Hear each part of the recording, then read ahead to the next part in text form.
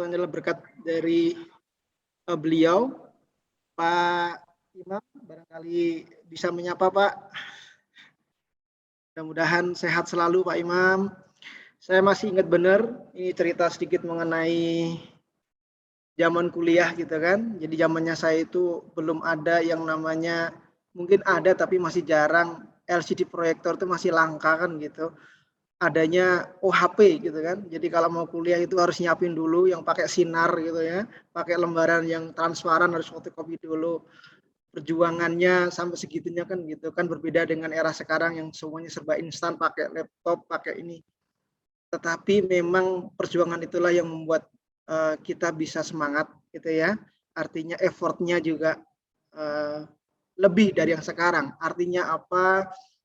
Kalau sekarang sudah dimudahkan dengan fasilitas, harusnya jauh lebih canggih gitu ya, karena informasi bisa tersampaikan dengan cepat. Baik, saya juga ada tadi sempat membaca, ada rekan-rekan saya juga satu perjuangan, ada Pak Arif Rahman, ada Pak Mahmud Safari, ada Pak Diki, dan saya di sini tidak sendiri juga dari Nissan Academy. Saya ditemani oleh rekan saya namanya Pak Roy. Pak Roy ini yang ada di training juga, nanti yang mungkin akan membantu saya, barangkali ada pertanyaan-pertanyaan yang lebih ke arah sales gitu ya. Jadi kalau saya di technicalnya, nanti ada Pak Roy yang lebih banyak in charge di sales gitu kan, dari sisi penjualan. Pak Roy, apa kabar Pak Roy? Alhamdulillah baik Pak Denny. Ya, ini adalah Pak Roy. Mengingat waktu yang pendek tadi, saya cuma dikasih waktu 40 menit. Saya akan mulai untuk share screen dulu. Ya.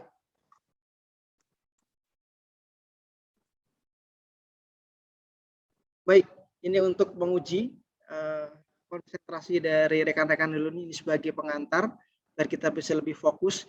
Ini nanti akan ada satu quiz, ya, quiznya cukup mudah. Nanti silakan nanti Anda tulis di kolom chat. Jawabannya adalah 1 atau 2. Jadi silakan Anda nanti berlomba-lomba untuk menjawab pertanyaan atau quiz ini. Yang paling cepat dan paling benar nanti akan mendapatkan hadiah spesial dari Pak Bayu, Kaprodi UPY. Mudah-mudahan nanti sudah disiapkan ya Pak Bayu untuk hadiah istimewanya. Silakan diperhatikan. Ini ada satu gambar, silakan nanti diterjemahkan kan, gitu kan, dan jawabannya ditulis di kolom chat. Ada gambar, silakan nanti dijawab ke arah manakah bus ini akan berjalan, gitu ya. Silakan tulis kolom chat sekarang, Anda akan mendapatkan hadiah terbaik dari Pak Bayu, gitu.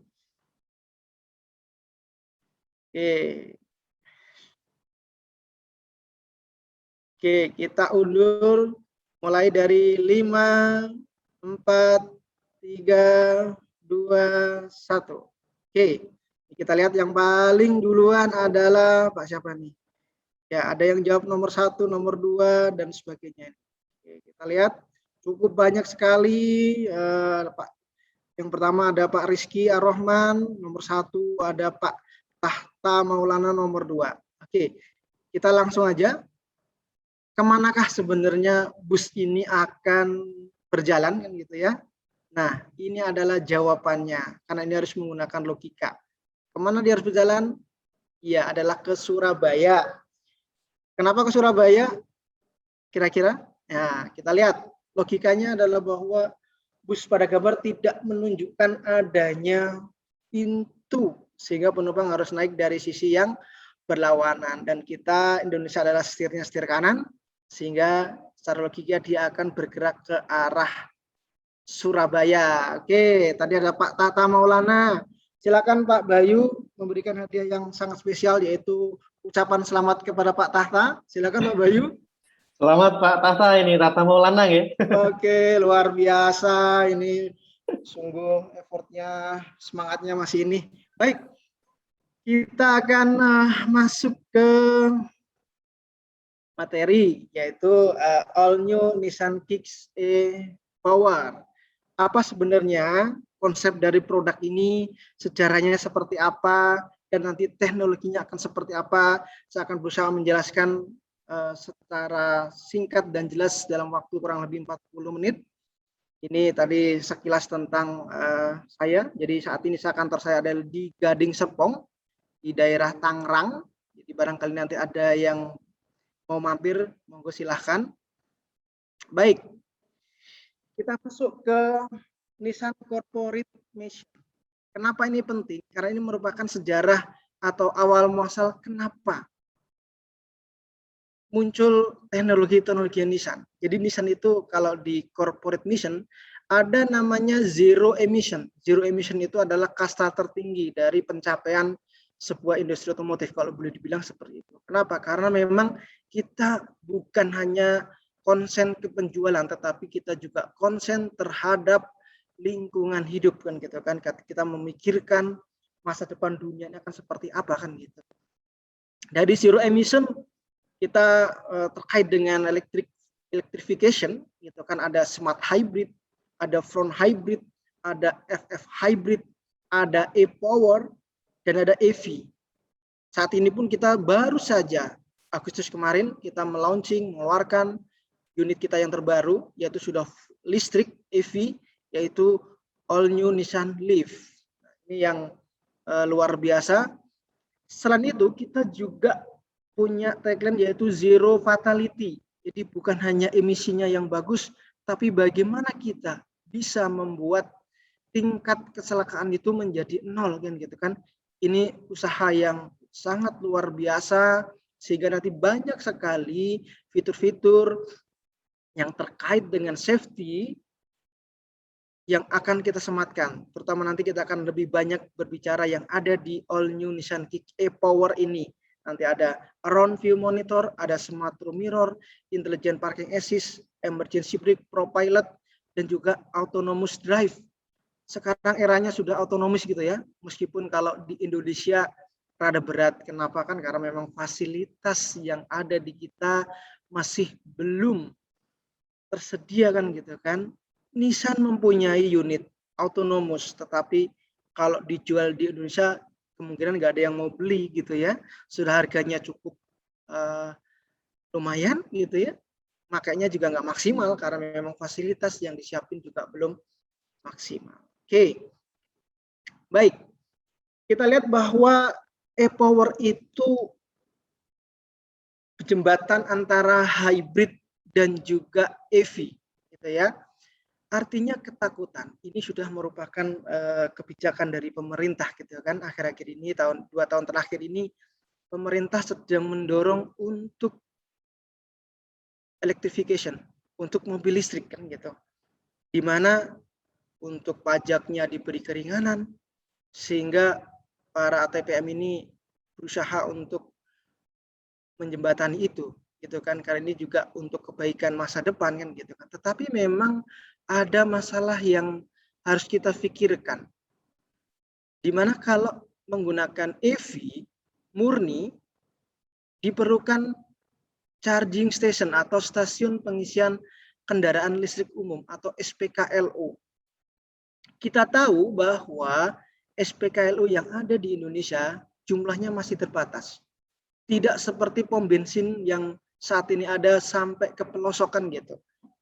Sehingga boleh dibilang nanti kalau kita mengeluarkan mobil listrik, maka daya jelajahnya masih terbatas. Hanya untuk area-area yang menggunakan yang tersedia SPKLU. Walaupun sebenarnya itu tidak sepenuhnya benar. Kenapa? Karena memang mobil listrik nanti yang kita punya itu tidak hanya mengandalkan SPKLU. Kenapa? Karena memang kendaraan kita nanti sudah disiapkan juga dengan namanya charger, bawaannya ada. Sama seperti laptop yang ada di dalam kendaraan yang bisa digunakan untuk melakukan pengecasan. Artinya tidak lagi tergantung kepada SPKLU, tapi memang kapasitas atau boleh dibilang bahwa bawaannya itu adalah yang normal charge, bukan yang quick charge, ya. Nah, ini adalah isu-isu yang harus kita cermati juga. Artinya banyak sekali ketakutan orang bahwa nanti kalau beli mobil listrik nggak bisa kepakai kemudik. Di Ngawi itu SPKLU belum ada, gitu kan? Gimana nanti kalau mudik ke Ngawi gitu ya, ke kampung saya kan, gitu kan misalkan.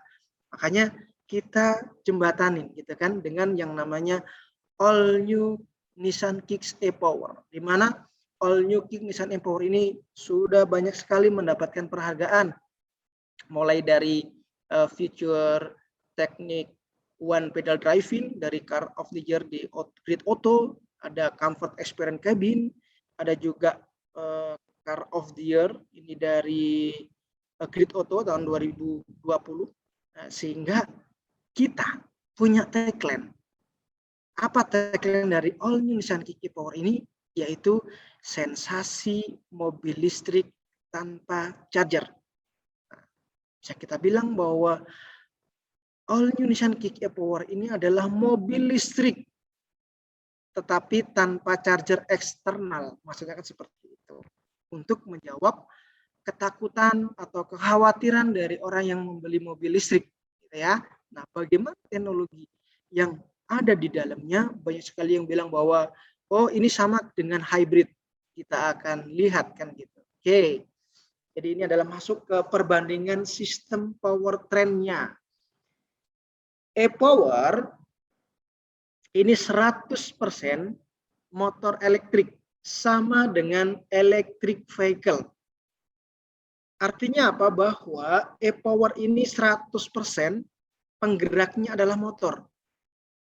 Tidak ada kontribusi dari engine. Karena memang engine hanya berfungsi sebagai generator saja. Sebagai genset berjalan saja kan gitu. Artinya yang sebagai penggerak itu murni 100%-nya adalah dari motor listrik. Seperti halnya EV. Berbeda dengan hybrid pada umumnya, di mana penggeraknya adalah engine dan motor. Baik engine ataupun motor itu sama-sama berfungsi sebagai penggerak roda untuk meningkatkan torsi. Tetapi di e-Power, engine hanya sebagai generator saja, genset berjalan. Sehingga bisa dikatakan bahwa Kicks ini adalah mobil pertama kali di Indonesia yang memiliki generator sendiri. Artinya apa? Mobil listrik yang bisa dikendarain ke seluruh pelosok negeri selama masih ada pom bensin gitu ya, nggak perlu SPKLU. Kenapa? Karena otomatis engine-nya akan melakukan pengecasan pada saat kondisi baterai mulai turun atau dalam kondisi-kondisi tertentu nanti akan ada support daripada si generator. Oke, jadi jelas bahwa e-power ini berbeda itu dengan hybrid dari sisi penggeraknya, yaitu 100% motor elektrik.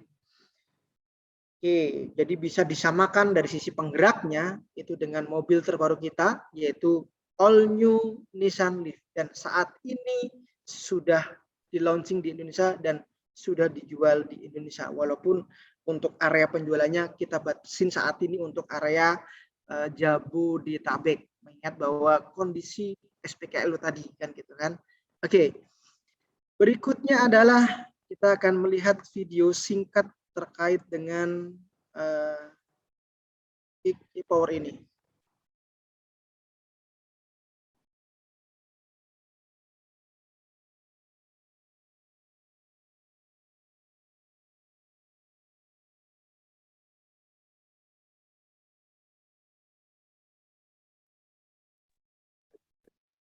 In Nissan's Thailand history, as Thailand is the first country in the world to launch the all-new Nissan Kicks e-Power and the second globally to produce e-Power technology after Japan. Thailand is an essential global production and export hub for Nissan and is a regional leader in driving the company's vision for the electrification of mobility locally and across Southeast Asia. I'm also very proud to announce that the all-new Nissan Kicks e-Power, our compact SUV that delivers an 100% electric driving experience, will be produced right here in Thailand. This recognizes the strength and skill of our local workforce, which meets Nissan's world-class manufacturing standards, as well as our commitment to continuing to bring the latest Nissan Intelligent Mobility technologies to support our valued customers, dealer partners, and suppliers. Today, I want all of you to understand how the all-new Nissan Kicks e-Power offers 100% electric driving experience from the wheels up, powered by a battery without the need for external charging. Given our commitment to changing the way we all live and drive, we really see e-Power as the technological bridge from industrial combustion engine to full battery electric vehicle powertrains. We remain focused on meeting the needs of all our valued Thai customers. And one of the ways we do that is by offering them more choices on the road to electrified mobility. These include our built from the ground up full electric vehicle, the Nissan Leaf, and the 100% electric driving experience without the need to charge externally, offered by the all-new Nissan Kicks e-Power. This vehicle is powered to thrill and perfect for those customers in the growing compact SUV market who are looking for the right vehicle to support their active urban lifestyles. The launch of the all-new Kicks e-Power also delivers on Nissan Thailand's commitment to introduce the right vehicles in the right segments to meet our valued customer needs. Oke, baik. Ini tadi adalah gambaran mengenai all new Nissan Kicks. Kata kuncinya adalah bahwa all new Nissan Kicks e-Power ini 100% penggeraknya adalah motor listrik. Oke, baik. Kita masuk di kondisi yang pertama. Ini kita masuk ke teknis gitu ya. Di mana secara komponen utama dari Kicks e-Power ini ada namanya lithium ion baterai atau main baterai. Ada juga nanti drive motor. Drive motor ini nanti yang menggerakkan dari roda. Ada juga generator motor. Jadi ada generator motor, ada drive motor, ada juga engine nanti yang berfungsi sebagai penggerak dari generator motor. Yang unik adalah bahwa motor ini bisa mengeluarkan, bisa menggunakan, gitu kan. Contoh nanti ada drive motor ini dia bisa sebagai penggerak, tapi juga bisa sebagai pemproduksi arus listrik. Nah, kita akan bahas nanti. Baik, kita mulai dulu dengan yang pertama ini. Kondisinya adalah ready mode. Ready mode itu istilah kalau di mobil yang konvensional, yang biasa, itu adalah sudah hidup mobilnya kan gitu. Tapi kalau di listrik adalah ready mode itu siap untuk dijalankan.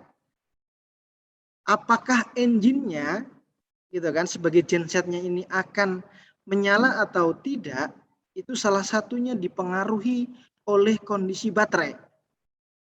Jadi pada saat kita on pertama kali, kita aktifkan pertama kali, kalau kondisi baterainya masih penuh, maka nanti engine-nya akan diam, gitu kan? Ataupun dalam kondisi engine-nya sudah panas, gitu ya. Oke, berikutnya adalah ready mode, tetapi kondisi engine-nya masih dingin, gitu kan? Terus kondisi baterainya low. Apa yang terjadi? Nanti akan dihidupkan mesin. Untuk apa? Pertama, warm up engine-nya. Yang kedua adalah melakukan pengisian dari baterai, ya. Sehingga yang terjadi saat ini adalah nanti dari generator motor itu akan melakukan pengisian ke lithium ion baterainya. Ini dicas dulu, kan gitu ya. Terus berikutnya adalah saat kondisi normal start. Normal start itu kondisinya kita udah jalan. Normal driving, kondisi baterainya adalah penuh, maka nanti dari lithium ion baterai masuk ke drive motor. Artinya dari baterai langsung ke motor untuk menggerakkan roda. Kondisi engine-nya masih off atau tidak dihidupkan karena cukup supply dari baterai saja kan gitu. Berikutnya adalah normal driving, engine on. Artinya apa? Artinya adalah bahwa ada kalanya bahwa supply itu adalah dari engine plus dari motor. Dari baterai. Jadi bisa dari baterai atau dari motor generatornya. Nah, kenapa? Karena memang dalam kondisi bahwa akselerasi misalkan untuk mempercepat proses, maka nanti akan ada dua supply yang ke drive motornya, gitu ya. Oke, kita lanjut. Ketahuan pada saat akselerasi atau driving up slope, saat tanjakan, maka nanti powernya yang ke generator motor atau drive motor, itu berasal dari dua supply, dari baterai dan juga dari generator motor.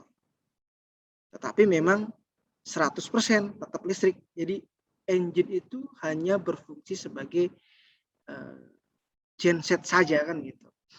Berikutnya adalah pada saat deselerasi atau driving slope. Pada saat jalanan turun atau saat deselerasi, maka drive motor yang awalnya digerakkan atau untuk menggerakkan roda, sekarang diganti roda yang menggerakkan drive motor. Putaran balik inilah nanti yang digunakan untuk melakukan pengisian ulang baterai yang disebut sebagai regenerasi. Artinya apa? Pengisian bukan hanya dari generator motor, tapi bisa juga dari drive motor. Dari mana? Dari putaran roda, memanfaatkan putaran roda. Dibalik, yang awalnya drive motor menggerakkan roda, sekarang dibalik, rodanya yang menggerakkan drive motor. Nah, ini adalah gambaran mengenai kerja dari All New Nissan Kick e-Power. Oke, berikutnya kita masuk ke Nissan Intelligent Mobility Feature. kita tahu tadi ada zero fatality gitu ya. Artinya komitmen Nissan bagaimana menyiapkan mobil yang selain nyaman tapi juga aman gitu ya. Nah, untuk All New Nissan Kicks ini itu memiliki 11 fitur utama. Jadi fitur yang lain juga ada gitu kan, tetapi yang kelihatan besar yang utama itu ada 11, yaitu ada ICC, ada IFCW, ada RCTA, ada IVM, MOD, ada HSA, VDC, BSW, DAA, ada ITC, IRC, dan juga ada One Pedal. Coba kita ulas satu persatu terkait dengan teknologi Kick e-Power. Yang pertama adalah Intelligent Cruise Control atau ICC. Nah, kita ketahui dulu bahwa mobil yang dilengkapi dengan cruise control atau bagaimana sih sebenarnya cruise control itu bekerja. Cruise control itu bekerja adalah untuk menahan kecepatan, gitu ya, menahan kecepatan sesuai dengan yang diinginkan oleh driver. Kalau cruise control saja, berarti dia hanya menahan kecepatan. Artinya begitu kita udah set, kita sudah aktifkan, misalkan di kecepatan 60, maka kecepatannya akan di-lock. Meskipun kita sudah tidak injek, kita nggak perlu lagi melakukan penginjakan pedal gas. Kita tinggal ongkang-ongkang saja gitu ya, udah nggak ngejek pedal gas, dia bisa tahan di kecepatan yang sudah kita setting, yaitu di 60 misalkan. Nah, di All New Nissan Kick ini ada tambahan kata di depannya, ini yang luar biasa, yaitu adalah Intelligent Cruise Control. Apa bedanya? Kalau cruise control tadi kan hanya menahan kecepatan, tapi kalau intelligent ini bisa mengatur jarak dengan kendaraan di depannya. Artinya apa? Kita lebih fleksibel lagi kan gitu ya. Kenapa? Karena meskipun kita lock, nanti dia akan ada fase di mana menyesuaikan dengan jarak kendaraan di depannya. Kita akan lihat video untuk memudahkan pemahaman mengenai hal ini. Oke. Intelligent Cruise Control atau ICC. Fitur ini memberikan kemudahan Anda dalam berkendara dengan menjaga kecepatan dan juga jarak berkendara terhadap kendaraan di depan Anda secara otomatis. Terdapat dua mode pada fitur ICC, Vehicle to Vehicle Distance Control Mode. Pada mode berkendara ini, ICC akan menjaga kecepatan berkendara dan juga jarak aman Anda terhadap kendaraan di depan Anda. Untuk mengaktifkan fitur ini, tekan tombol cruise control yang terletak pada steering wheel, lalu tekan tombol set saat kecepatan Anda di atas 30 km per jam. Anda dapat mengatur kecepatan kendaraan Anda dengan menekan tombol yang terdapat di steering wheel, mulai dari 30 sampai dengan 140 km per jam. Anda dapat mengetahui fitur ICC sedang aktif dari indikator yang menyala di MID Anda. Anda dapat mengubah jarak aman yang Anda inginkan sesuai dengan kondisi jalan. Setiap tombol pengaturan jarak ditekan, maka pilihan jarak aman akan berganti dari jauh, sedang, dekat, dan kembali lagi ke jauh. Jarak aman terhadap kendaraan di depan akan menyesuaikan dengan kecepatan kendaraan. Semakin cepat laju kendaraan, maka semakin jauh jaraknya. Setiap mesin kendaraan dinyalakan, jarak yang terpilih di pengaturan awal adalah jarak jauh. Bila kendaraan di depan Anda melaju lebih lambat dari kecepatan yang Anda tentukan, maka fitur ICC akan secara otomatis menyesuaikan kecepatan dengan kendaraan tersebut. Bila kendaraan di depan telah kosong, ICC akan mengembalikan kecepatan Anda pada kecepatan yang telah Anda tentukan sebelumnya. Anda juga dapat memilih mode konvensional atau fixed speed cruise control dengan menekan tombol on-off cruise control selama lebih dari 1,5 detik. Anda dapat mengetahui mode fixed speed sedang aktif dari indikator yang menyala di MID Anda. Untuk mengubah mode cruise control, cukup tekan tombol on-off cruise control. Anda harus menonaktifkan mode sebelumnya terlebih dahulu untuk memilih mode lainnya.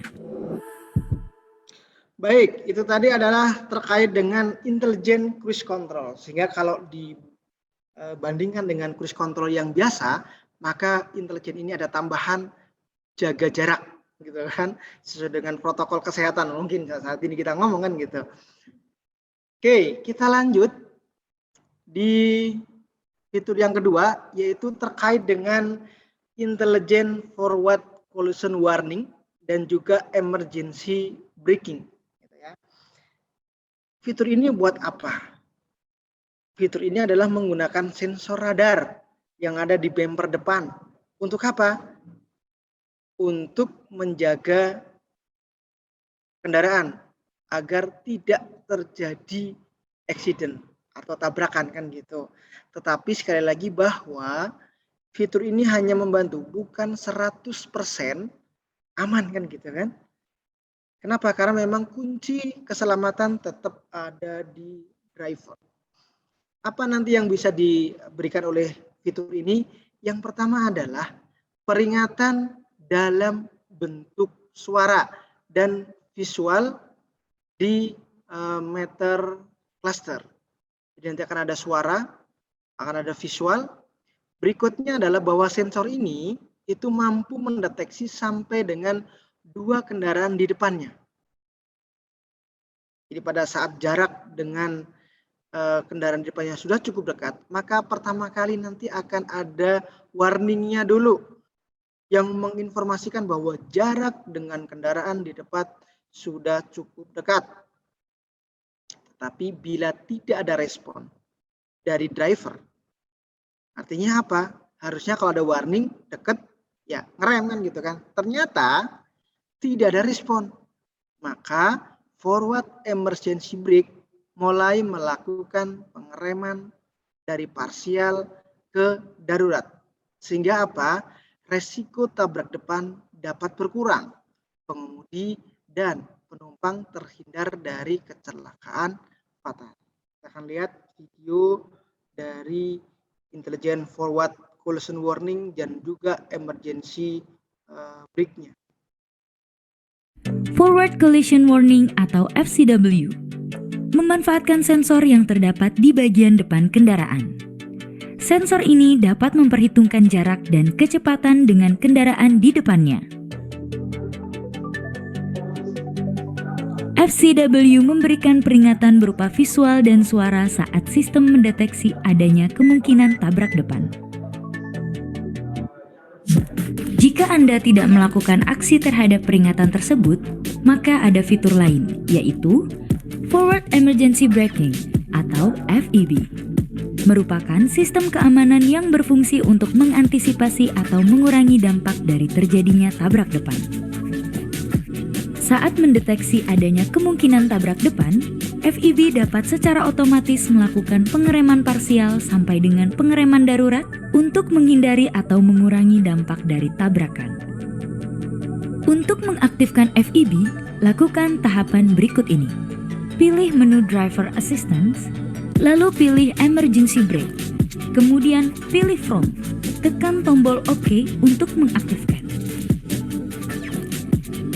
Fitur FCW dan FEB akan otomatis aktif saat mesin dinyalakan. Baik, ini tadi adalah gambaran mengenai intelligent forward collision warning dan emergency braking. Artinya mengurangi potensi pada saat orang meleng kan gitu ya. Secara nggak sengaja gitu kan, karena kita punya pengalaman yaitu waktu itu lagi nyetir, tiba-tiba HP-nya jatuh nih. HP-nya jatuh, kita mengambil di bawah. Itu kita ngerunduk, padahal udah cepet, ternyata mobil depannya ngerem. Maka spontan kita kaget gitu kan, ada bunyi buzzer dan langsung rem ternyata kan gitu kan, karena memang kita tidak sempat melakukan pengereman dan alhamdulillah selamat walaupun sempat deg-degan, dan ini nyata dan terbukti karena kita sudah membuktikan karena kemelengan kita kan gitu kan. Nah, ini adalah untuk mengantisipasi hal seperti itu. Baik, berikutnya kita masuk ke fitur yang ketiga, yaitu Rear Cross Traffic Alert. Wah, ini fitur yang canggih juga. Kenapa? Karena Rear Cross Traffic Alert ini untuk memberikan peringatan saat kita keluar dari parkiran, masuknya mundur gitu kan, atau dari garasi gitu ya. Kadang kita masuk kepala dulu gitu ya, begitu mau mundur kita nggak bisa melihat apakah ada kendaraan yang akan melintas. Nah, dengan adanya rear cross traffic alert ini, maka nanti akan diinformasikan pada saat ada kendaraan yang mau melintas yang kemungkinan bisa menyenggol mobil kita kan gitu. Tetapi ada syaratnya bahwa saat mundur maksimal kecepatannya adalah 8 km per jam. Dan yang berikutnya adalah bahwa fungsi dari BSV atau blind spot warning-nya harus aktif.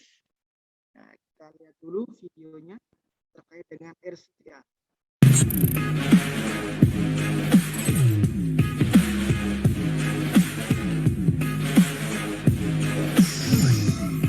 Ada mobil yang melintas akan ada peringatan.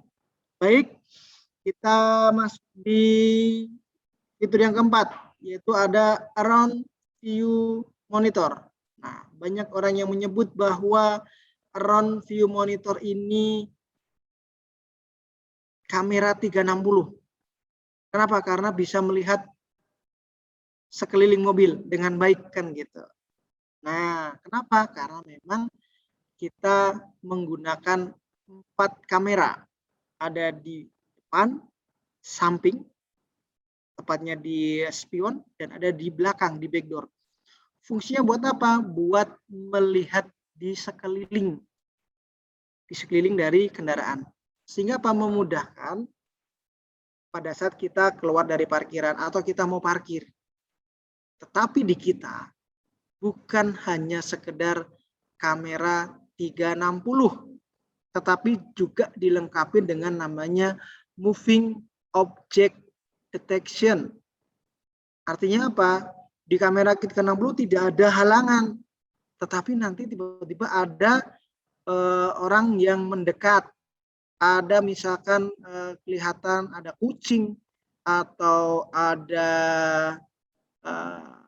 hewan apa gitu ya, misalkan ada, kalau dicontohkan di video itu ada anjing atau ada sepeda yang mendekatkan gitu kan. Nah, nanti akan ada indikasi bahwa ada objek yang bergerak yang mendekat ke arah kita. Kita lihat.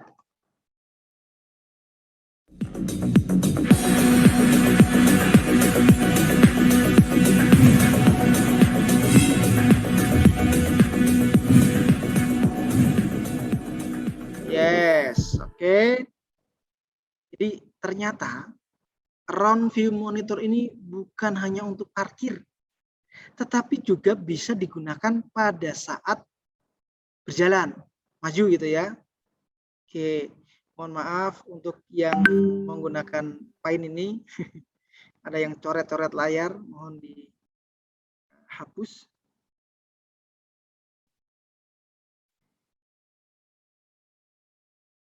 Oke, kita lanjut saja. Nah, mungkin semangat ini ya. Oke, kita lanjut di fitur yang kelima, yaitu ada namanya Hill Start Assist atau HSA. Apa ini fungsi HSA? HSA adalah digunakan terutama pada saat stop and go di tanjakan. Selama ini ketakutan dari driver adalah pada saat kondisi macet, stop and go di tanjakan. Depan mobil, belakang mobil. Stop and go artinya berhenti jalan. Ini diperlukan yang namanya ekstra kehati-hatian atau ekstra cepat. Terutama apa? Pada saat mobil depan sudah jalan, kita harus buru-buru naik kan gitu ya. Nah, kebiasaannya adalah telat gitu kan. Misalkan pindah dari pedal rem ke pedal gas. Ada sesi di mana kita pindah. Ada potensi bahwa mobil itu akan mundur. Kenapa? Karena begitu remnya kita lepas, maka otomatis dia mundur pada saat kita ngegas gitu ya. Nah, sistem ini adalah untuk menahan rem kurang lebih sekitar 2 detik. Jadi saat kita tanjakan, kita rem, mobil berhenti. Saat kita lepas pedal rem, itu remnya masih dikunci kurang lebih selama 2 detik. Buat apa? Buat memberikan kesempatan si driver berpindah dari pedal rem ke pedal gas. Sehingga apa? Mobil nggak mundur.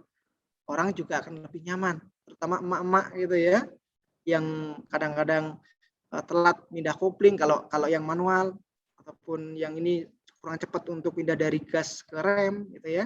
Kita akan lihat bagaimana fitur ini bekerja. Hill Start Assist atau HSA membantu mengemudi dengan mudah dan aman saat Anda harus berkendara di jalan menanjak. Untuk mencegah kendaraan bergerak mundur saat akan menanjak, HSA menahan tekanan pada rem selama 2 detik. Sehingga memberikan waktu yang cukup bagi Anda untuk berpindah dari pedal rem ke pedal gas.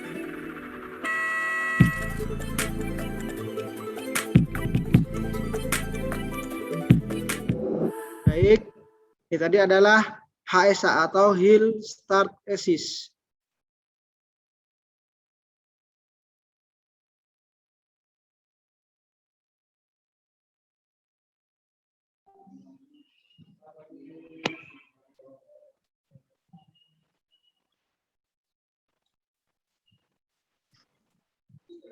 Oke, baik, kita lanjut.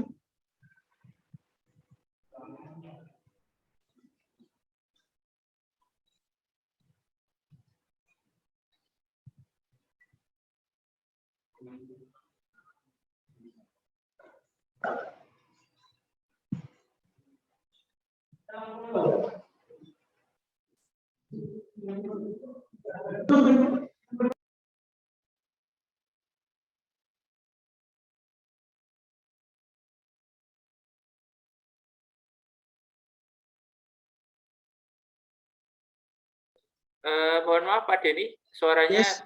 Oh ya, Oke. monggo. Yes. Oke, lanjut.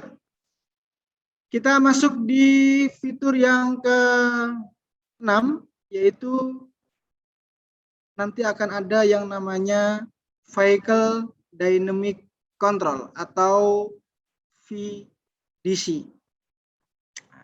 Apa fungsi dari VDC? Fungsi dari VDC ini Coret-coret apa ya? Apa? Yang coret-coret layar siapa sih? Ya, ini saya juga lagi cara ngapusnya gimana nih, Pak. Sebentar. Oke. Dah.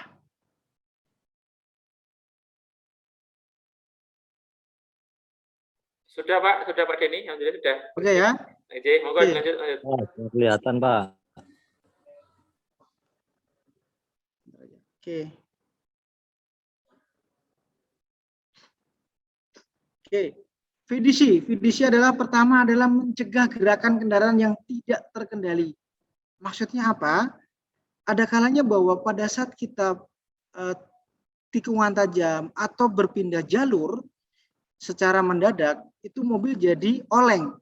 Nah, fungsi dari VDC ini adalah mengurangi potensi terjadinya zigzag ya. Kalau kita bilang ada oversteer dan juga ada understeer. Nah, kita akan lihat bagaimana kerja dari fitur VDC ini. Vehicle Dynamic Control atau VDC merupakan fitur keselamatan yang menjaga kendaraan melaju ke arah yang Anda inginkan. Fitur ini juga dikenal sebagai fitur kontrol stabilitas. VDC memanfaatkan sensor dan mekanisme pengereman pada setiap roda. Sistem ini akan membantu Anda mempertahankan kendali atas arah laju kendaraan saat sedang melakukan manuver. Untuk menonaktifkan fitur ini, tekan tombol VDC dan lampu indikator di MID akan menyala. Demi keselamatan, fitur VDC akan selalu aktif saat mesin dinyalakan dan disarankan untuk tidak menonaktifkannya. Ini adalah fungsi dari VDC. Sekali lagi bahwa fitur ini hanya membantu melakukan pengendalian pada saat terjadi oversteer ataupun understeer. Sekali lagi bahwa kuncinya tetap di pengemudi. Jadi tidak serta-merta bahwa dilengkapi dengan VDC maka aman tikungan tajam 100 km per jam. Tidak.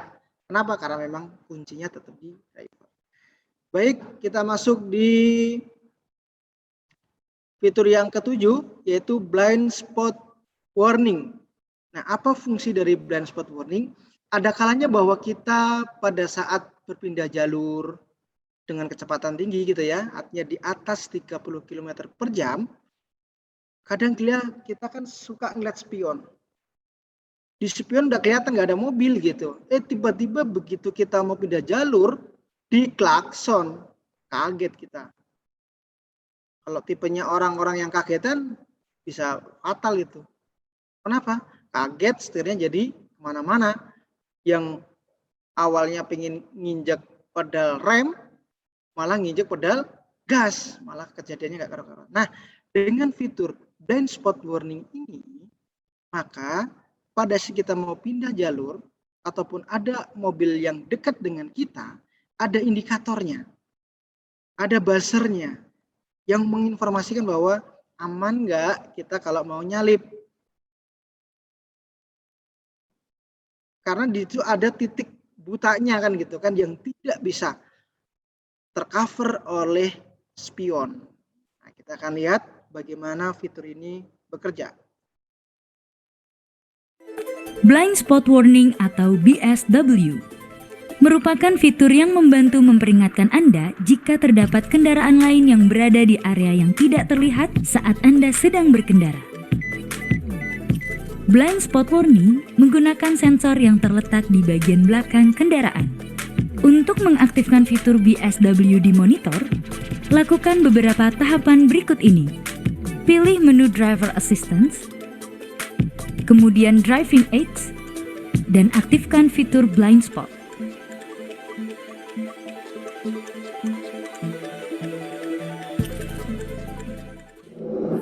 Oke, ini tadi adalah fitur dari blind spot warning, sehingga pengemudi juga nggak was-was. Ini ada nggak gitu kan? Karena selalu dikasih informasi oleh sistem. Berikutnya yang ke-8 adalah namanya Driver Attention Alert atau DAA. Bagaimana fitur ini bekerja? Prinsip dari DAA ini adalah pada saat kecepatan kita itu di minimum di 60 km per jam, maka Advanced Driving Assistance System atau ADAS, sistem ADAS, itu akan mengumpulkan data pola berkendara dari pengemudi selama 15 menit di awal. Artinya apa? Biasanya kalau kita baru mulai nyetir, ini kalau kondisi normal ya, bukan abnormal, tapi kondisi normalnya adalah kita masih anteng gitu ya, masih belum ngantuk, masih fresh gitu ya. Artinya setirnya juga masih kenceng, nggak gial-gial gitu ya. Nah, itu dijadikan sebagai data awal pola berkendara oleh sistem ADAS ini tadi kan gitu. Begitu 15 menit ke sana, setelah itu apabila terjadi penyimpangan dari pola awal, artinya gerakan dari setirnya udah nggak normal, ini kalau dicek secara data gitu ya, artinya gerakannya itu nggak linier gitu loh. Goyang, seperti orang mengantuk gitu ya. Orang ngantuk itu kan setirnya kadang goyang kiri, goyang kanan, goyang kiri, goyang kanan kan gitu kan. Nah, jika ini menyimpang dari pola awal, maka ini dianggap sebagai kondisi lelah. Nanti akan muncul peringatan di MID dan juga akan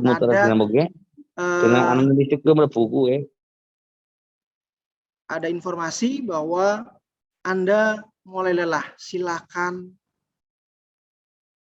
istirahat terlebih dahulu. Intinya apa? Kadang kalian ngantuk, aja bunyi buzzer, kita kaget. Oh ya, kita udah boleh ngantuk. Kenapa? Karena sekali terjadi masalah, gitu kan, 1 detik dia error itu udah berbahaya sekali. Artinya di kecepatan tinggi ini sangat-sangat berbahaya. Maka fitur ini sangat membantu pada saat kita keluar dari jalur normalnya kan gitu. Baik, ini untuk yang ke-8. Berikutnya adalah yang ke-9. Ada namanya Intelligent Trace Control atau ITC. Nah, ITC ini sebenarnya lebih setingkat di atasnya VDC kan gitu. Kalau VDC tadi bekerja pada saat terjadi understeer ataupun oversteer, maka akan di counter action oleh si sistem. Tapi dengan intelligent trace control ini, dia selalu dijagain gitu loh. Belum kejadian aja udah dijagain kan. Terutama pada saat belok, saat tikungan, sehingga apa? ITC ini akan memonitor gerakan kendaraan, roda, dan kemudi secara simultan, sehingga akan membantu pengemudi untuk melakukan cornering dengan melakukan pengereman secara otomatis pada tiap roda secara independen, sehingga memastikan bahwa mobil ini bisa berbelok dengan aman kan gitu. Sehingga si pengemudi akan merasakan lebih percaya diri dan fun to drive, lebih menyenangkan kan gitu. Sehingga poinnya adalah intelligent trace control ini sistem canggih yang dapat membantu pengemudi dalam melakukan cornering atau kondisi jalan berbelok tanpa khawatir mobil akan keluar dari jalur. Kita akan lihat bagaimana sistem ini bekerja.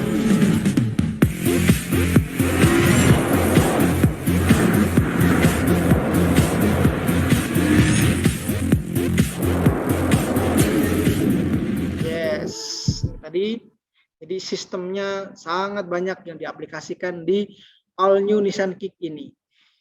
Berikutnya yang nomor 10 ini adalah Intelligent Ride Control atau IRC. Nah, kalau ITC tadi adalah pada saat belok, ini pada saat mengurangi efek dari guncangan jalan atau berjalan di yang kasar.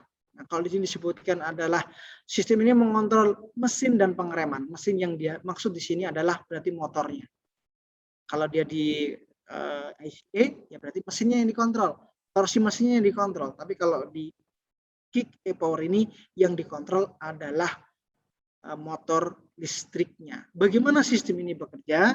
Nanti ada video yang menggabungkan antara IRD atau Intelligent Ride Control dan juga ada fitur trace controlnya. Kita akan lihat.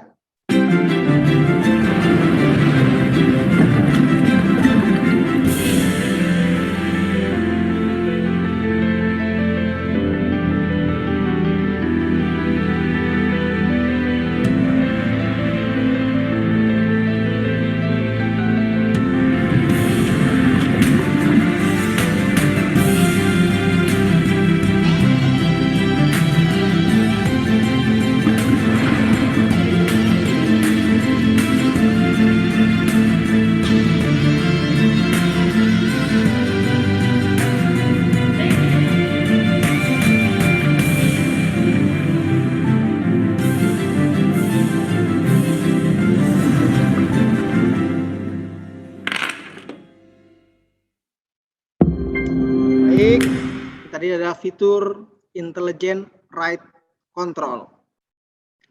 Berikutnya kita masuk ke One Pedal Operation Driving. Ya, ini fitur yang ke-11 atau yang terakhir yaitu One Pedal. Apa sih sebenarnya One Pedal ini?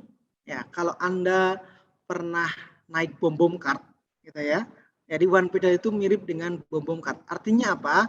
Kita injek pedal gas, dia jalan. Kita lepas pedal gasnya, dia akan melakukan pengereman parsial gitu ya. Artinya apa? Dengan fitur One Pedal ini, maka untuk berkendara kita bisa hanya menggunakan satu pedal, yaitu pedal gas. Dan tentunya perlu yang namanya adaptasi kan gitu. Sehingga kuncinya akselerasi dengan menginjak pedal gas menambah kecepatan. Mengangkat pedal akselerasi itu untuk menimbulkan efek pengereman. Semakin mendadak pedal akselerasi dilepaskan, maka besar daya pengereman yang ditimbulkan. Artinya apa? Banyak sekali yang pertama kali menggunakan mobil ini gitu ya, merasa bahwa wah ini kalau direm dilepas mendadak, pedal gasnya ngeremnya mendadak juga. Ya, berarti perlu yang namanya adaptasi gitu kan. Semuanya kalau belum terbiasa juga nggak enak kan gitu ya. Makanya perlu namanya pembiasaan.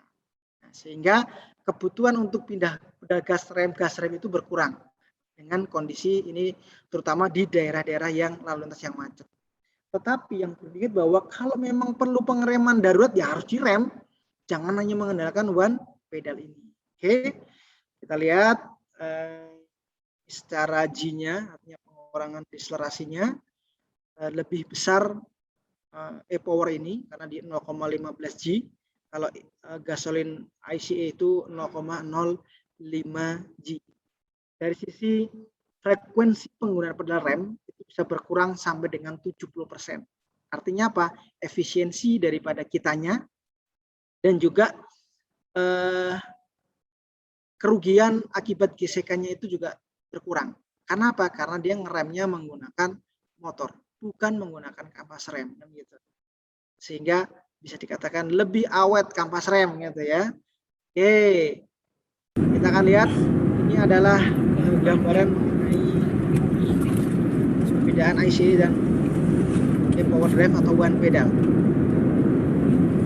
Ini pada saat belok tinggal mengurangi atau mengangkat pedal gasnya saja, dia sudah melakukan pengereman, tidak perlu ngecek pedal remnya kan gitu. Oke. Yang kedua ini pada saat kondisi lalu lintas di perkotaan.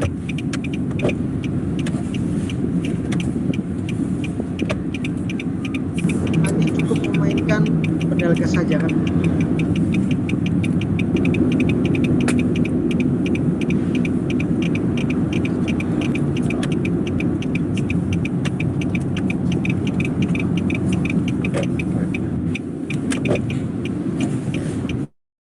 Jadi frekuensi penggunaan pedal gasnya, pedal remnya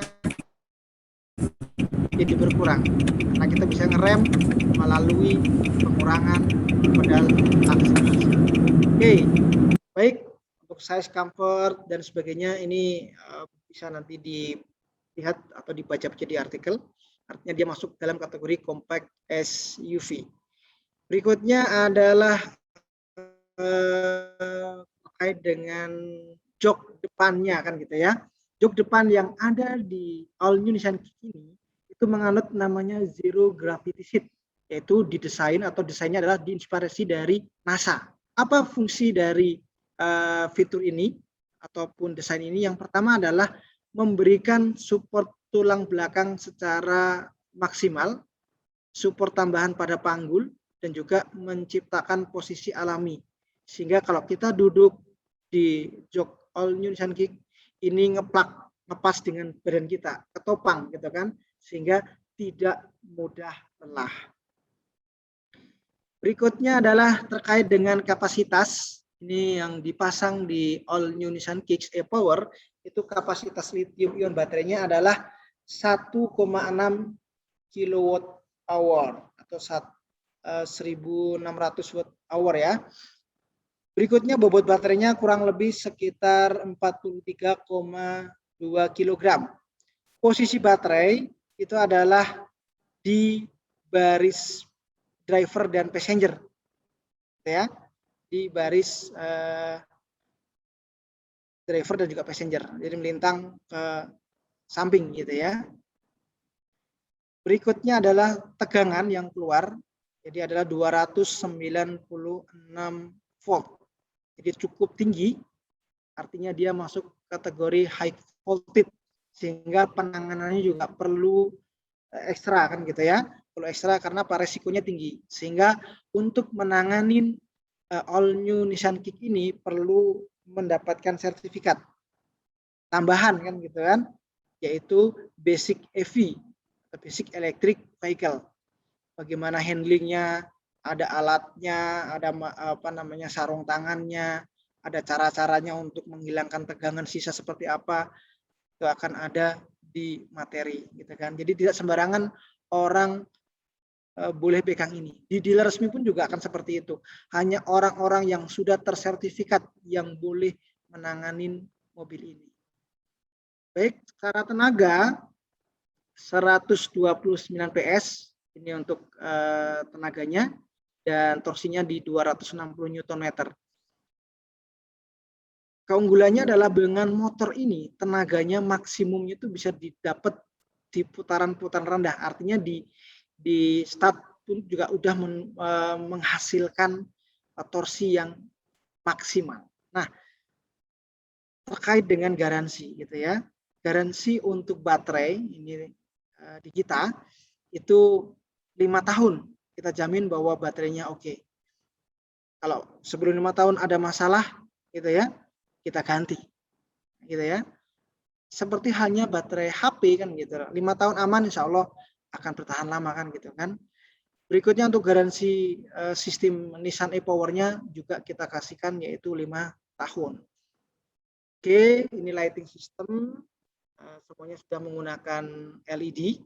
Ini sebagai efisiensi dari energi. Baik high beam, position, turn LED, dan sebagainya. Dan ternyata LED ini punya lumin yang cukup tinggi, jadi lebih terang daripada xenon sekalipun. Sudah terang, hemat energi. Berikutnya di lighting system juga dilengkapi dengan auto on-off headlight, artinya nanti bisa menyesuaikan dengan kondisi luar. Kalau sedang gelap, maka dia otomatis lampu headlampnya akan menyala dengan syarat posisi switch-nya sudah di posisi auto. Berikutnya ada juga follow me home function. Ini biasanya untuk yang pulang malam gitu ya. Pulang malam rumahnya belum dihidupin, lampunya masih gelap. Maka fitur follow me home adalah headlampnya dinyalakan sesaat untuk memberikan kesempatan kita masuk rumah. Tetapi nanti dia akan mati dengan sendirinya. Kalau sudah sesuai dengan timernya. Misalkan 1 menit, maka akan mati dengan sendirinya. Maka disebut sebagai follow me home function. Oke, berikutnya ada nanti indikator di MID itu banyak sekali. Ada power regeneration, ada eco, ada fuel history, energy flow, audio, column temperatur, chassis control. Itu nanti yang bisa Anda lihat di MID atau multi information display-nya. Oke, untuk audio, nah ini sudah menganut kekinian, artinya sudah touchscreen, 8 inch. Dan bisa connect dengan Apple CarPlay support, ya kan? Apple CarPlay support, ya, bisa connect bagi yang punya iPhone kan, gitu ya. Jadi dari sisi audionya juga sudah support dengan era-era saat ini kan gitu. Jadi nggak usah khawatir gitu kan. Entertainmentnya pindah ke mobil bisa semuanya. Oke.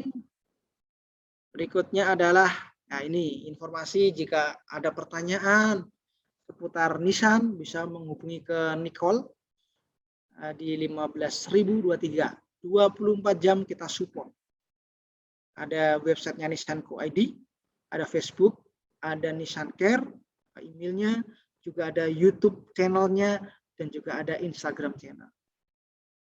Oke, demikian sharing dari saya. Barangkali ada yang perlu didiskusikan atau disampaikan, dipersilakan. Saya kembalikan ke Pak Pria. Silakan Pak Pria. Terima kasih Pak Denny. Wah, sangat luar biasa sekali ya. Jadi Nissan ini kalau mungkin digambarkan adalah sesuatu future thing seperti itu ya.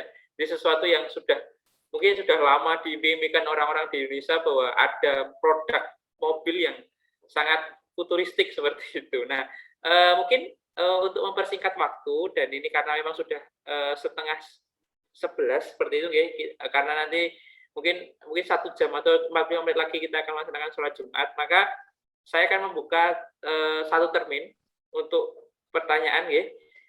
Monggo yang mungkin yang mau bertanya. Jadi 1 termin ini ada 2 pertanyaan. Mungkin dari langsung saja nggih, Pak Denny, ini dari Pak Singgih dari SMK kita nih, SMK 1. Monggo Pak Singgih bisa menghidupkan mic-nya. Silakan Pak Singgih. Terima kasih Pak Denny, Pak Bria. Dan kami dulu juga mahasiswanya Pak dari Malang Pak dulu saya. Pak Imam Muda. Sama Pak, satu guru kita Pak. Iya, saya lulus tahun 94. Oke, monggo. Saya mau kaitannya dengan produk atau varian-varian yang terkini dari produk Nissan. Nissan itu dari Jepang ya Pak? Betul Pak. Iya. Ya walaupun mungkin di tempat kami kurang populer karena di tempat kami itu yang paling populer adalah Toyota maupun Daihatsu, karena ya maklum lah, mungkin kurang informasi saja. Namun saya tertarik dengan hal-hal yang kekinian yang tadi disampaikan oleh Pak Denny, secara lugas dan akurat menurut saya, luar biasa. Jadi fitur-fitur yang telah ditawarkan oleh All New Nissan ya, itu salah satunya adalah dari VDC Pak ya, Vehicle Dynamic Control, yang memang fungsinya adalah untuk mencegah gerakan kendaraan yang tidak terkendali. Dan mungkin itu cocok untuk saya Pak, karena saya itu tipenya orang ngantukan kalau mengemudi, kadang-kadang terlena, kadang-kadang geliat-geliut begitu. Ini tentunya cukup membantu, walaupun memang tidak 100% mengamankan ya Pak ya, mungkin membantu saja. Jadi kalau namanya kecelakaan itu kan banyak faktornya, namun paling tidak kita akan bisa diminimalisir dari teknologi dari VDC ini Pak ya. Yang saya tanyakan, kira-kira kalau kendaraan saya itu tidak terkendali Pak gerakannya, dan fitur ini bisa membantu saya atau bisa menjalankan aksinya dari VDC ini, kira-kira apakah ada batasan misalnya Pak untuk kendaraan itu dalam melaju, kira-kira batas limitnya berapa untuk fitur ini bisa bekerja secara optimal? Artinya kendaraan saya yang geliat-geliut atau tidak terkendali ini, kira-kira kecepatannya idealnya berapa kalau memang itu bisa terbantu secara optimal? Barangkali demikian Pak Denny, terima kasih atas perhatiannya. Terima kasih. Langsung saja Pak Pria ya. Oke, monggo Pak Denny silakan. Baik, terima kasih Pak Singgi dari SMKN 1 Nawangan Pacitan. Ya. Jadi saya cukup tertarik. Memang secara popularitas Nissan kalau di daerah-daerah itu masih kurang. Ya. Sehingga salah satu metode kita untuk memperkenalkan produk Nissan adalah dengan acara-acara seperti ini Pak. Jadi ini salah satu misi kita adalah bagaimana Nissan itu dikenalkan gitu kan. Karena kalau orang di kampung saya ditanyain, Mas kerja di mana? Oh di Nissan. Oh tahu saya Mas, pabrik roti kan, wafer gitu ya. Itu salah satu hal yang unik kan gitu. Asalkan jangan ngomong kerja di mana, di Nissan. Oh yang di kuburan, ya bukan kan gitu. Ya itu kita akuin Pak. Maka ini salah satu cara. Oke, kembali ke pertanyaan Pak Singgi tadi terkait dengan VDC kan gitu. Bahwa VDC itu kan bekerja berdasarkan kondisi Pak. Artinya ada kondisi abnormal. Contohnya begini Pak. Dia akan membandingkan gerakan roda dengan gerakan setir. Gitu ya. Dibandingkan juga dengan posisi.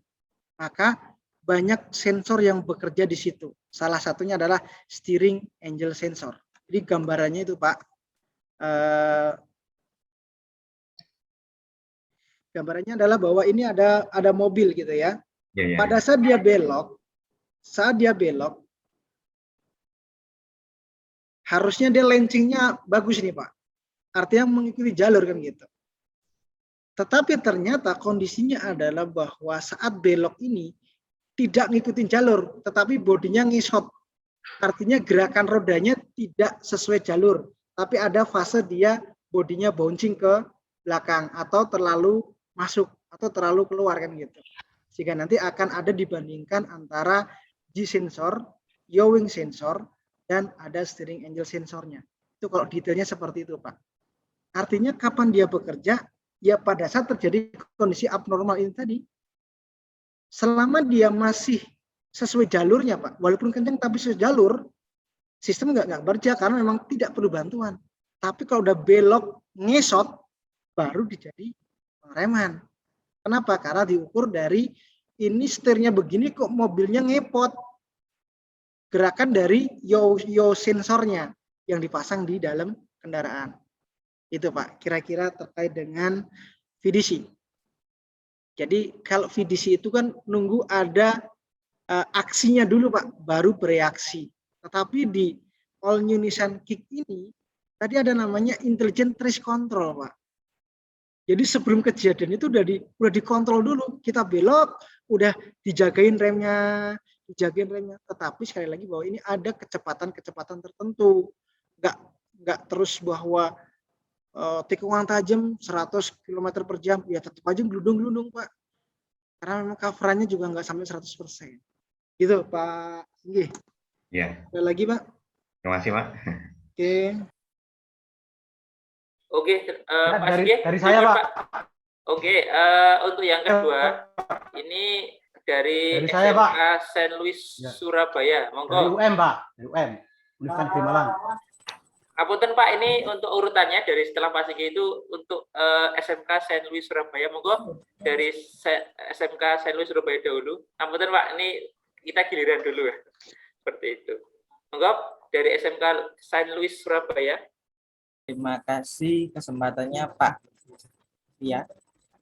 Suara saya bisa terdengar Pak ya ini? Sudah bisa, monggo Pak pertanyaannya. Oke, terima kasih Pak Denny. Selamat siang, Yes. terima kasih materinya. Siang. Jadi kami di sini berlima sih, ini nyimaknya cuma pakai satu akun. Tapi kami sudah sangat excited dengan produknya yang dikeluarkan Nissan. Apalagi yang terbaru dari All New Leaf yang barusan rilis kemarin Agustus kalau nggak salah. Nah, tapi dari kami ini tadi ada sedikit ganjalan Pak ini. Yes, Jadi silakan. terkait dengan engine yang digunakan. Jadi engine yang untuk generatornya tadi kan tidak dibahas sama sekali ya Pak ya. Jadi dari awal tadi membahas fitur motor listriknya, keamanannya, fitur-fitur yang sangat futuristik. Tapi kembali lagi ke dunia otomotif yang saat ini itu terkait dengan motor yang digunakan untuk generator untuk mengisi sebagai chargernya itu bagaimana ya Pak? Terkait dengan efisiensi apalagi? Soalnya juga ada spesifikasi yang mengatakan cc-nya berapa 1200, terus tenaga yang dihasilkan sekian. Nah, itu juga kami masih belum memahami Pak. Kalau berkenan mohon dijelaskan. Terima kasih. Baik, terima kasih dari Pak siapa tadi, mohon maaf. Oh ya, nama saya Hilda Pak. Dari Hilda. SMK. Iya. Pak Hilda dari SMK Saint Louis Surabaya. Di materi tidak menyebut engine karena memang engine tidak berfungsi sebagai penggerak Pak. Artinya dia hanya sebagai gensetnya saja kan gitu. Nah, kalau engine yang digunakan itu adalah kodenya HR12 Pak. Berarti ini adalah HR12, cc-nya adalah 1200 cc. Dan kalau secara spesifikasi, meskipun ini tidak berpengaruh terhadap power kendaraan ya, itu di angka 82 PS Pak untuk maksimal powernya, dan juga torsinya adalah 103 untuk engine-nya. Kenapa kita tidak bahas tadi? Bahwa karena memang ini tidak ada hubungan dengan penggerak rodanya. Just dia hidup memutarkan generatornya, udah cukup. Nggak ada akselerasi di engine-nya, nggak ada, karena dia cenderung putarannya konstan. Nggak kayak mobil yang perlu digas nguing, karena nggak ada. Karena pedal gas bukan buat menaikkan RPM engine, karena dia cuma buat mengatur suplai ampere ke motornya saja, gitu Pak. Jadi kira-kira Pak terkait dengan engine, kalau secara tipe engine HR12 ini banyak digunakan di unit kita Pak. Ada Mars juga menggunakan HR12. Jadi, sudah teruji lah kalau mau masalah engine-nya kan gitu ya. Ya, maksud saya tanya tadi itu cuma ini Pak, kan kalau yang namanya charger itu kalau generatornya rusak kan jadi nggak bisa jalan gitu kan. Jadi ya menurut saya kan juga termasuk bagian terpenting. Maka dari itu saya tanyakan gitu Pak. Oke, baik. Perawatannya. Gitu. Baik. Oke. Terima kasih banyak Pak. Baik, terima kasih Pak Hilda dari Saint Louis Surabaya. Silakan. Oke, terima kasih dari SMK Saint Louis Surabaya, sudah jauh sekali ya dari Jawa Timur seperti. Terima kasih Pak. Pak Hilda. Kemudian untuk ini sepertinya kita masuk di termin kedua untuk pertanyaan. Masih ada 2 pertanyaan yang kami buka. Monggo yang bertanya ini dari Mas Fadil Abdullah. Ini adalah satu mahasiswa kami dari PPTUP. Monggo Mas Fadil bisa menghidupkan mic-nya seperti itu. Monggo. Ya Pak, terima kasih Pak atas kesempatannya. Salam kenal Pak Denny. Saya ingin mengajukan sebuah pertanyaan yaitu tentang fitur Intelligent Cruise Control. Apakah saat kita mengaktifkan fitur Intelligent Cruise Control itu, pada saat kita ingin menambah kecepatan, apakah kecepatannya akan bertambah atau tetap pada kecepatan tersebut, Pak? Begitu, Pak. Oke. Baik, terima kasih Pak Fadil ya. Terkait dengan Intelligent Cruise Control. Jadi prinsip dari cruise control itu adalah menahan kecepatan sesuai dengan yang sudah kita set.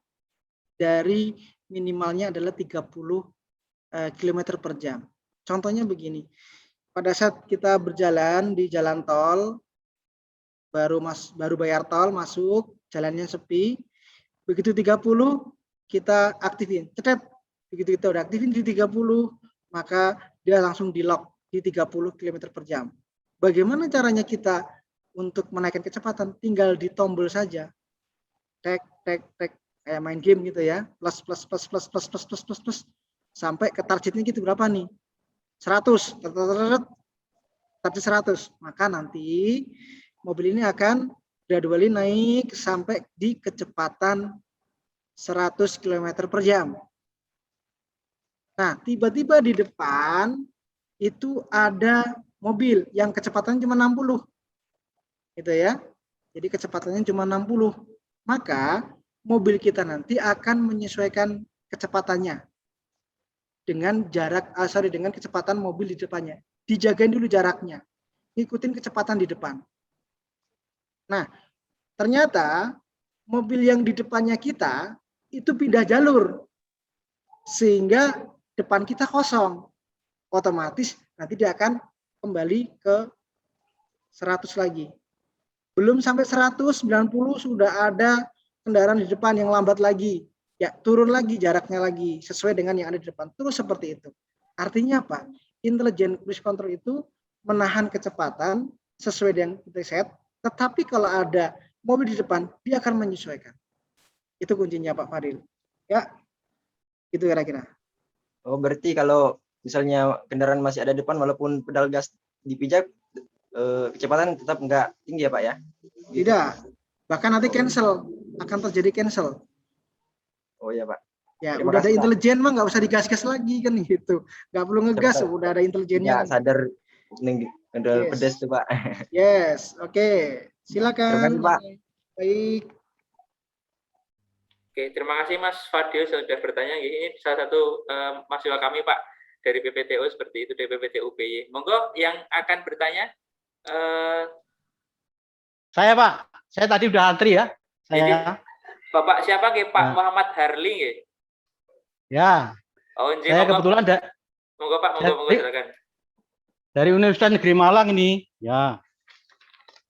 Ya. Bagus sekali.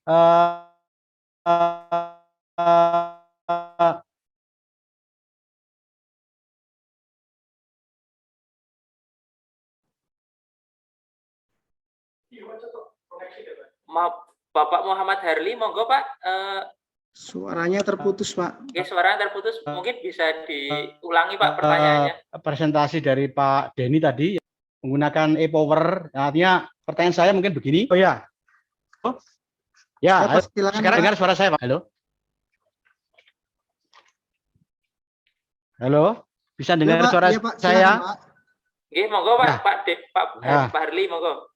Yang pertama, kami dari UM, di sana ada prodi namanya Pendidikan Teknik Otomotif, sudah memang sejak 1 tahun yang lalu sudah mata kuliahnya sudah mempelajari tentang mulai dari hybrid, itu seri maupun paralel, kemudian juga mobil listrik, mulai dari sistem motor listrik dan kontrolnya, drivernya gitu, sampai kepada nanti adalah autonomous vehicle, mata kuliah itu.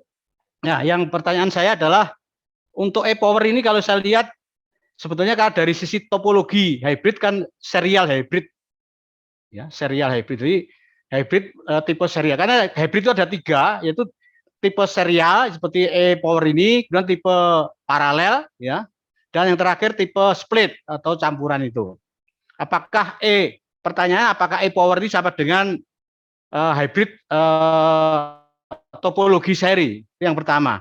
Pertanyaan kedua untuk ICC itu untuk adaptive cruise control atau intelligent cruise control itu sudah sensor jaraknya itu cukup dengan ultrasonik. Kenapa harus pakai radar? Karena untuk sensoring dari jarak dengan mobil ke depan, kalau memang sampai mobil di depannya lagi, memang perlu adanya radar. Itu yang apakah cukup dengan ultrasonik sebetulnya. Kemudian yang pertanyaan ketiga untuk vehicle dynamic control, kita tahu bahwa itu adalah sensor-sensor itu kan sensor utama itu adalah kemauan supir. Kemauan supir adalah sensor steering angle sensor, ya, steering angle sensor. Satunya lagi adalah wheel speed sensor atau kecepatan kendaraan.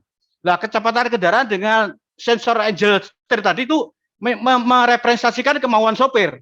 Ingin beloknya berapa, yaw rate-nya, ya, yaw rate itu artinya yaw rate itu tahu ya, kecepatan putar dari mobil itu. Sedangkan untuk melihat kenyataan di lapangan, apakah yaw rate-nya apakah sesuai dengan itu yaw rate. Yaw rate itu melihat kenyataan sebenarnya. Kalau posisi sensor steer dengan kecepatan mobil menghasilkan desired itu seharusnya beloknya yaw rate-nya sekian, nanti dibandingkan dengan yaw rate kenyataan yang di lapangan pakai sensor yaw rate. Kan begitu. Nanti dibandingkan itu apakah dia oversteer atau understeer atau belok normal, kan begitu, Ackermann dan sebagainya. Nah, di sana setelah itu baru nanti ketahuan tindakannya apakah perlu direm roda yang mana, kan begitu ya. Secara independen atau mengurangi. Nah, pertanyaan saya adalah untuk VDC ini kan biasanya kalau mobil yang biasa kan ngeremnya pakai kampas nih. Saya pakai mekanik. Jadi secara individual untuk 4 roda. Jadi nanti bisa direm sebelah kanan depan, kiri belakang sebagainya supaya tidak terjadi understeer atau yaw rate yang tidak sesuai dengan kemauan supir. Nah, pertanyaan saya dengan mobil listrik kan motornya cuma 1, motor listriknya. Artinya tidak terpaksa dia menggunakan rem mekanik loh untuk mengendalikan yaw rate itu kan direct yaw actuator itu kan terpaksa menggunakan rem mekanik gitu. Coba kalau misalkan nanti ke depan menggunakan multimotor. Nah, punten Pak Harli, ini jadi setiap roda itu Pak, motornya sendiri. Jadi ada 4 motor listrik di sana, sehingga nanti regeneratif braking untuk mengendalikan VDC. Saya pikir itu dulu, dan untuk mata kuliah UM itu sudah ada mata kuliah ADAS, Advanced Driver Assistance System, Active Steering, dan juga Autonomous Vehicle. Terima kasih Pak, luar biasa Pak Beni, mantap. Jadi ini menambah mahasiswa-mahasiswa dari luar UM supaya bisa belajar itu. Terima kasih. Terima kasih Pak Muhammad Harli. Monggo Pak Deni langsung dijawab. Oke, baik. Terima kasih Pak Harli. Luar biasa Pak. Dulu zaman saya kuliah Pak, tahun 99 sampai 2004, materi itu belum ada Pak. Dan ini sungguh pencerahan yang luar biasa Pak. Baik, terkait dengan yang pertama tadi, apakah secara topologi dia masuk ke hybrid series? Saya katakan yes. Jadi secara pengelompokan e-power ini masuk kategorinya adalah hybrid series. E-power itu sebenarnya adalah tagline kita bahwa hybrid pada umumnya adalah penggeraknya itu adalah motor dan engine yang sama-sama sebagai penggerak roda. Tetapi di e-power ini penggerak rodanya 100% motor listriknya, gitu ya. Itu untuk yang pertama. Yang kedua adalah terkait dengan penggunaan ultrasonik ataupun radar, gitu ya. Kebetulan tugas akhir saya waktu itu terkait dengan sensor jarak juga, Pak. Dan pembimbing saya waktu itu Pak Imam Mauda Nauri juga. Artinya apa? Bahwa secara ketepatan, keakurasian gitu kan, karena memang di All New Nissan Kick e-Power ini dia harus bisa mendeteksi 2 kendaraan di depan, gitu ya. Maka kita menggunakan radar sensor yang secara keakurasian juga lebih baik dibandingkan hanya menggunakan sensor ultrasonik kan gitu. Kira-kira seperti itu Pak. Yang ketiga terkait dengan rem, gitu kan? Ya, mobil listrik tetap ada remnya Pak. Menggunakan hidrolis tetap ada. Artinya tadi terkait dengan VDC, tadi pencarian yang cukup luar biasa, ada yaw rate sensornya kan gitu kan, ada yaw wingnya, ada steering angel sensornya, sehingga nanti akan ada posisi ini abnormal condition gitu kan, artinya gerakan mobilnya di luar kendali. Remnya di mana? Ya remnya akan individuali Pak, menggunakan motor ABS-nya kan gitu kan, kalau dibilang dia karena sistemnya menggunakan basic daripada VDC ini mengambil dari ABS atau anti-lock brake system. Ada motornya yang nanti secara independen individual akan melakukan pengereman sesuai dengan kondisi di mana yang perlu di counter action-nya. Kalau misalkan dia itu namanya terlalu belok gitu kan, atau kurang belok, nanti akan di counter action gitu ya. Kira-kira seperti itu Pak Harli. Terima kasih untuk pencerahannya. Ini serasa kita kembali ke zaman kuliah Pak. Terima kasih Pak Harli. Kembali lagi ke Pak Pria.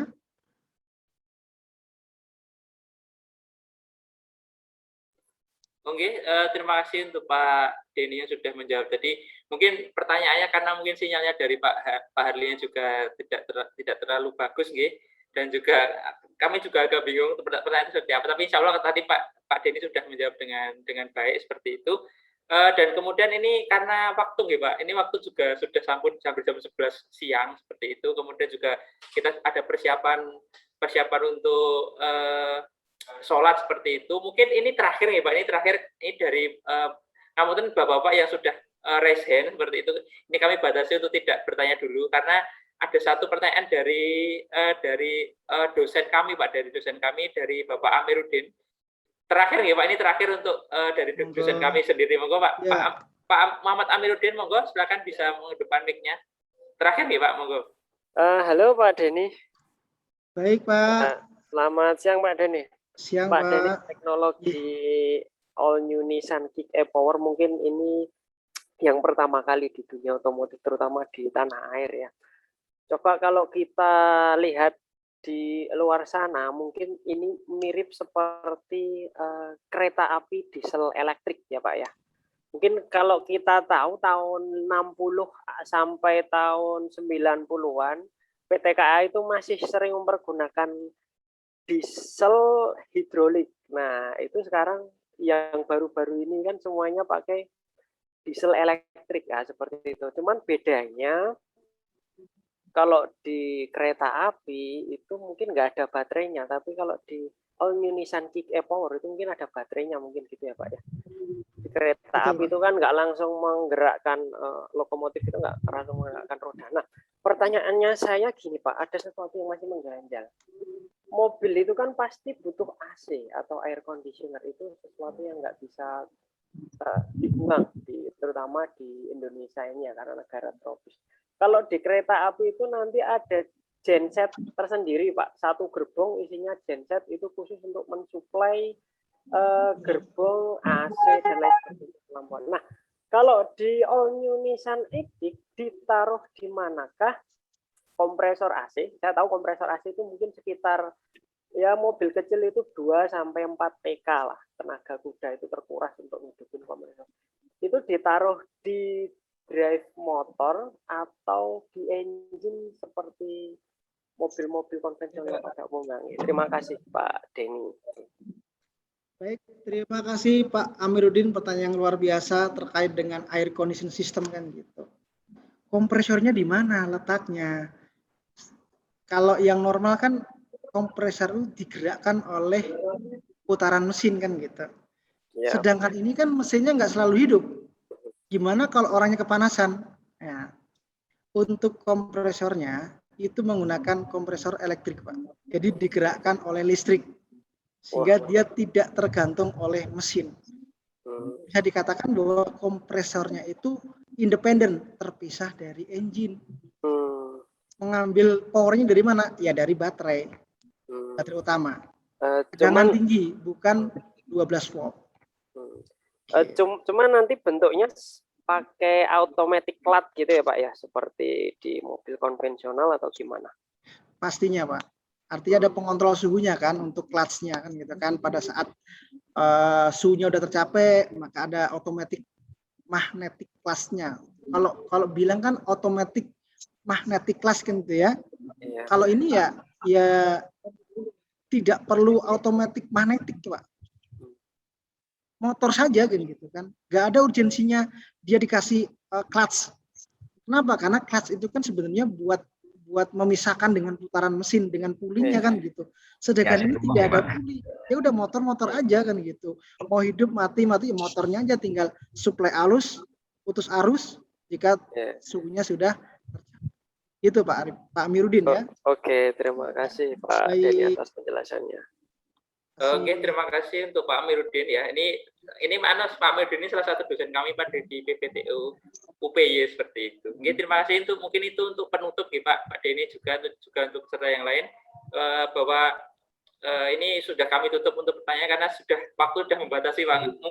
Semoga nanti kalau ada waktu lagi mungkin kami bisa mengadakan kerjasama lagi dengan Nisan dan mengadakan webinar dan mungkin juga mengundang Pak Denny sehingga bisa memberikan kita banyak sekali informasi seperti tentang produk desain yang terbaru. Mungkin itu untuk inti acara pada kali ini. Terima kasih untuk Pak Denny yang sudah menyampaikan banyak sekali informasi yang sepertinya ini mobil yang sangat menjawab semua problem-problem yang ada di Indonesia seperti itu. Termasuk juga tadi dijelaskan bahwa zero yang prinsipnya adalah zero emission dan zero fatality. Jadi selain emisinya juga dibatasi ataupun dikurangi sampai pun mungkin zero emisi. Jadi sampai tidak ada emisi seperti itu. Kemudian juga ada fitur-fitur di lainnya yaitu tentang zero fatality. Jadi mengzerokan, mengenalkan kecelakaan. Jadi berupaya untuk keselamatan itu diprioritaskan. Mungkin itu untuk inti acara pada kegiatan webinar pada kali ini. Terima kasih untuk Pak Denny dan juga terima kasih untuk Bapak-bapak yang sudah hadir sebagai peserta. Seperti saya mohon maaf dari panitia karena tidak bisa menampung semua pertanyaan gitu, seperti itu. Mungkin itu untuk kegiatan inti pada kali ini. Saya serahkan lagi ke Mas Moderator, Mas Amri, monggo untuk dilanjutkan acaranya seperti itu. Terima kasih. Itu dari saya. Saya mohon maaf apabila saya kata. Akhirul salam. Assalamualaikum warahmatullahi wabarakatuh. Waalaikumsalam warahmatullahi wabarakatuh. Waalaikumsalam warahmatullahi wabarakatuh. Sangat menarik sekali ya apa yang dibahas pada acara webinar kali ini. Semoga apa yang disampaikan oleh Bapak Dhani Kurniawan selaku narasumber pada acara webinar kali ini dapat bermanfaat di kemudian hari. Dan saya sebagai pembawa acara mengucapkan terima kasih pada para peserta yang telah mengikuti acara webinar yang diselenggarakan oleh Pendidikan Vokasional Teknologi Otomotif Universitas PGRI Yogyakarta. Tak lupa kami mohon maaf yang sebesar-besarnya apabila dalam terselenggaranya acara webinar kali ini masih terdapat kekurangan dan kesalahan. Semoga para peserta dapat terus berpartisipasi dalam acara-acara yang akan diselenggarakan di kemudian hari. Kami mengingat kembali kepada seluruh peserta untuk mengisi presensi yang sudah disediakan di kolom chat untuk keperluan sertifikat. Baik, sebelum acara ditutup, izinkan kami mendokumentasikan acara pada siang hari ini. Dimohon untuk para peserta mengaktifkan kamera. Sudah, Pak. Sudah, Pak.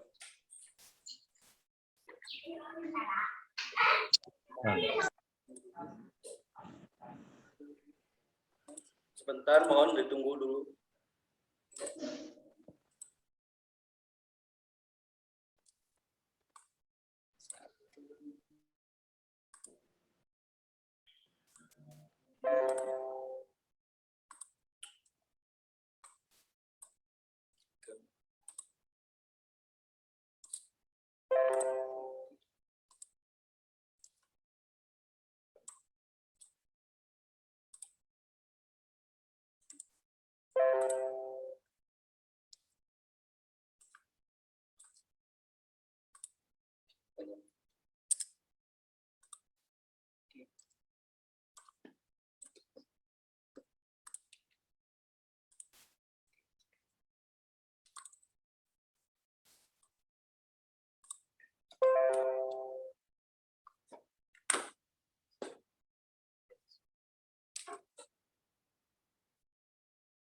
Baik, terima kasih. Sebagai rasa ungkapan syukur atas terselenggaranya acara webinar pada siang hari ini dengan lancar dan baik, mari kita akhiri acara pada hari ini dengan berdoa. Berdoa mulai.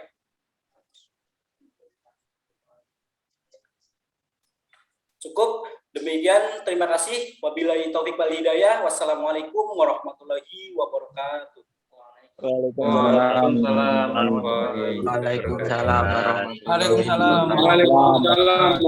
Terima kasih semuanya. Terima